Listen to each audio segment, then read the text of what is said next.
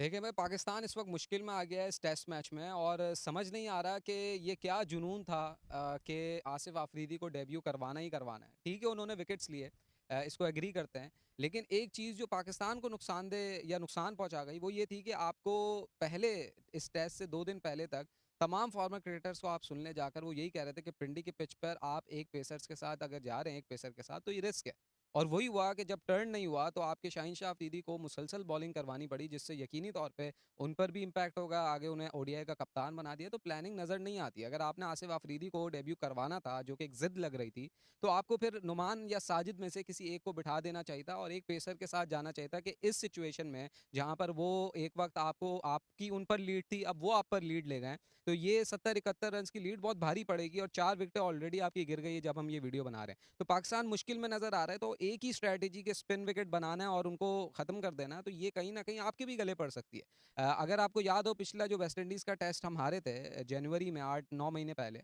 तो उसमें आपकी सेकंड बैट आया था और चौथी इनिंग्स में आपके लिए बैटिंग करना महाल हो गया था। और यही आज हो रहा है कि तीसरे इनिंग में जहां उन्होंने लीड ले ली, आप पे प्रेशर डाला और अगेन जब फिर आप बैटिंग करने के लिए आए तो आपकी 4 विकेटें गिर गई हैं। अगर सेशन एंड तक आपकी 2 और विकेटें गिरी तो फिर आपके लिए ये मैच जीतना बहुत ज़्यादा मुश्किल हो जाएगा। तो इसीलिए जब इतना बड़ा कोचिंग स्टाफ, और मजे की बात यह है कि कोचिंग स्टाफ में खुद अगर आप देखें तो अजहर महमूद हेड कोच हैं, पीछे जो सारा फ्रेमवर्क चला रहे हैं आकिब जावेद, वो खुद फास्ट बॉलर हैं, अजहर महमूद फास्ट बॉलर हैं, और इसके बावजूद भी पिंडी जैसे विकेट पर जहां वकार यूनुस भी कह रहे हैं कि आपको एक फास्ट बॉलर के साथ जाना रिस्की हो सकता है, आपको दूसरे फॉर्मर क्रिकेटर्स भी ये कह रहे हैं कि एक फास्ट बॉलर के साथ जाना रिस्की हो सकता है, आपने उसके बावजूद 3 स्पिनर्स और एक फास्ट बॉलर सिर्फ इसलिए शायद लगता है कि आसिफ आफरीदी का डेब्यू करवाना था। ठीक है उन्होंने विकेट्स ले लिए, लेकिन उसका पाकिस्तान को ज्यादा नुकसान हुआ है क्योंकि जब बॉल टर्न नहीं हुआ तो आपको शाहीन शाह अफरीदी को एक्स्ट्रा वर्कलोड देना पड़ा। और शाहीन शाह अफरीदी, अगेन प्लानिंग की बात करें तो शाहीन शाह अफरीदी ने अब इतने ओवर्स करवा दिए, इतना इंपैक्ट उन पर पड़ गया, और अगर रेड बॉल में आप उनको इस तरीके से इस्तेमाल करेंगे, दूसरी जानिब ओडीआई का कप्तान बना देंगे,